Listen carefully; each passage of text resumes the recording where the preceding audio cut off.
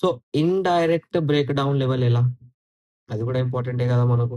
Indirect break down level ఎలా అంటే, ఇప్పుడు ఇది మనం తీసేసాం. ఓకే. ఇది నేను తీసేస్తున్నా. ఇది మనం తీసేసాం. ఇలా సాలిడ్ క్యాండిల్ అనేది బ్రేక్ చేయాలి. ఇదొచ్చేసి మనకు బ్రేక్ డౌనా?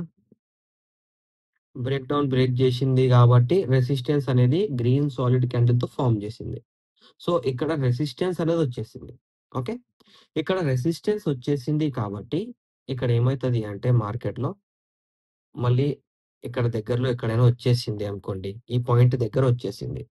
సో, మార్కెట్ అనేది ఇక్కడ ఫస్ట్ అనేది రెడ్ క్యాండిల్ ఫార్మ్ చేయాలి. రెడ్ క్యాండిల్ ఫార్మ్ చేసిన తర్వాత ఇక్కడొక గ్రీన్ క్యాండిల్ ఫార్మ్ చేయాలి. కనిపిస్తుందా? Green candle.